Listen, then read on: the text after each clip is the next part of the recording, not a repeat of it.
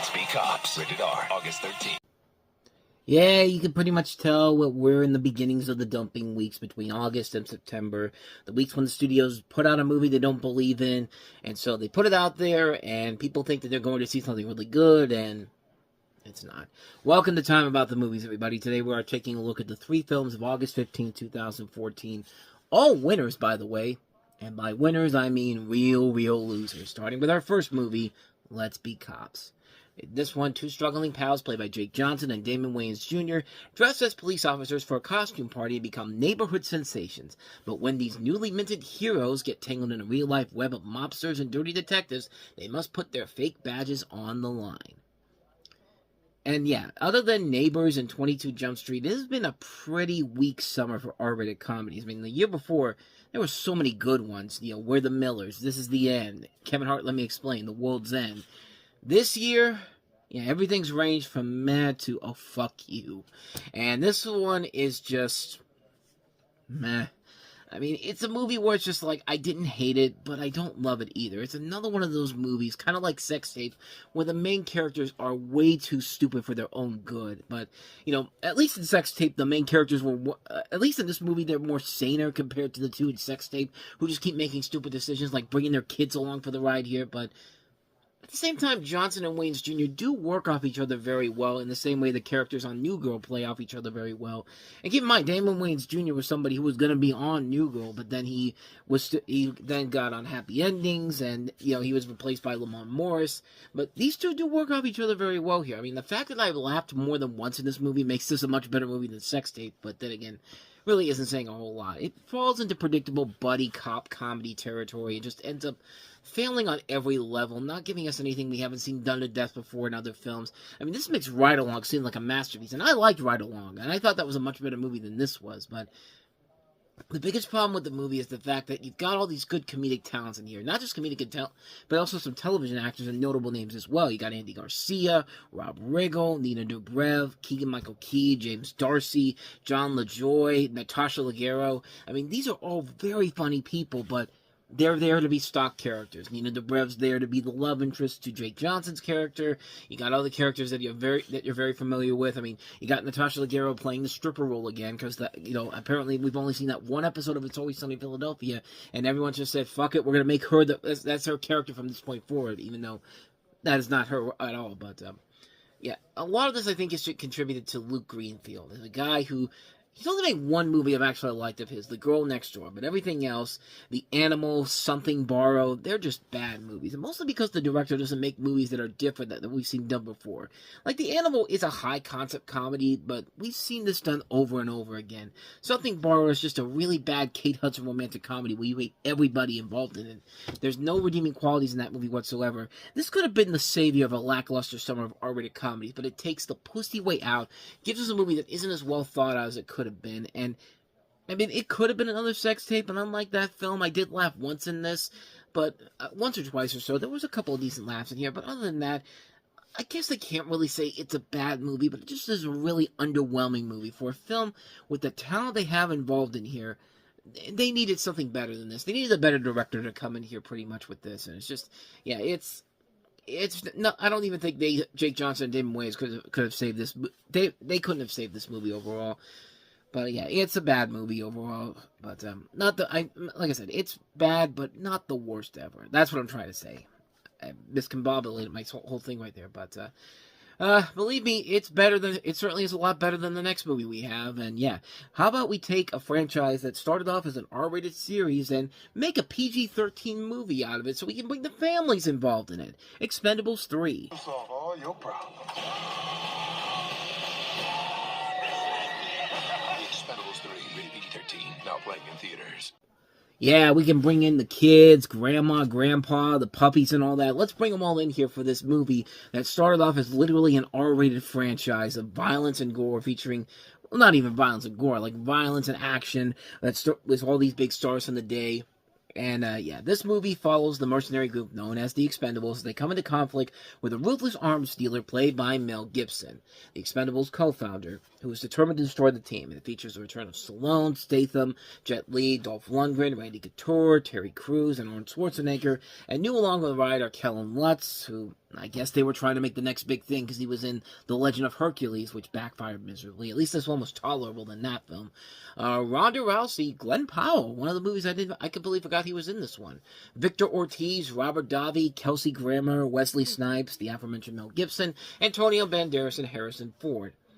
And I like the first two Expendable movies. They're fun, over-the-top movies, especially the second one, with that awesome last action sequence. However, this one's expectations were incredibly low, solely because of the fact that it's a PG-13 movie. And according to Stallone, he was aiming for a PG-13 rating because he wants the franchise to be reached out to a younger and broader audience. I should say it like he was saying, I want the franchise to be reached out to a younger, broader audience. I apologize for butchering your accent, Stallone, but that's just how you talk, man. But, hey, I mean, it worked back in the 80s. I mean, Rambo became a kid's show. I mean, we had a RoboCop TV series. Police Academy had a TV series. Those are all R-rated movies. And, by the way, the Police Academy TV series, I've been watching a couple episodes on MeTV Tunes for the last couple of weeks.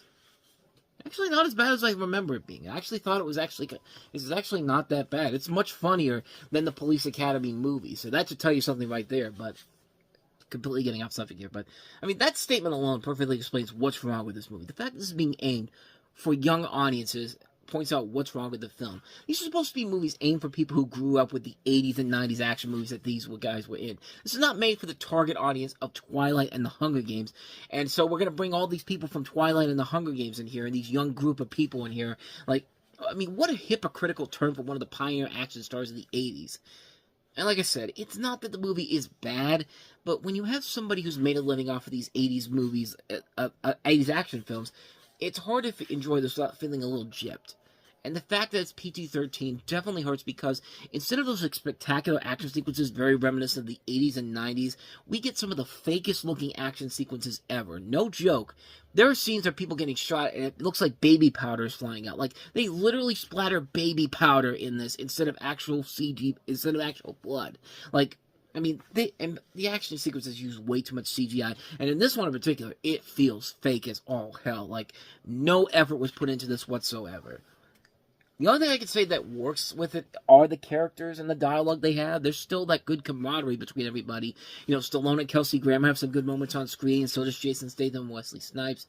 Antonio Banderas is pretty good in here, so is Ford and Schwarzenegger. You know, I kind of like Ronda Rousey in here. You know, she's gotten a bad rap since then, but there was a time when she could have legitimately been a decent actress overall. Like, I gotta say, she was actually pretty good in here.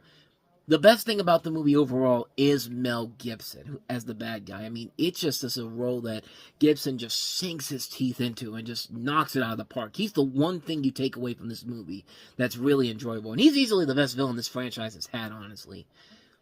Like I said, it's not a bad movie. It's just very underwhelming. A lot of it is that PG-13 rating. And look, it didn't need a PG-13 rating. These movies are made specifically for people who love those R-rated action films of the 80s and 90s, starring these guys that are not meant to be made by the same audience that would go and see Guardians of the Galaxy and Teenage Mutant Ninja Turtles. I mean, like, it's a waste of a movie that could have been something good, but it just really feels like it's a joke. And, yeah. But, to its credit, it is a lot more enjoyable than Expendables 4 is. I mean, Expendables 4 is just, good lord, that's a disaster right there. And that's the one that went back to the R rating, and Stallone basically didn't even bother to show up for his own movie.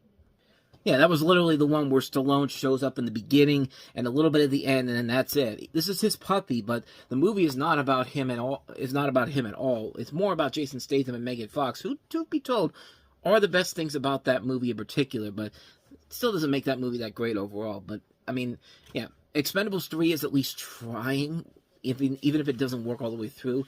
Expendables 4, yeah, that's a true mess of a film, which I covered that film before on talking about the movie. So if you want to go see my thoughts on that one, there's the link in the corner. So, not much more to say about this one. Expendables 3, not that great, but certainly is a lot better than our last movie. And I could say the same thing for Let's Be Cops, but yeah, this last one here, this is definitely the worst of the worst. It is The Giver. What's the point?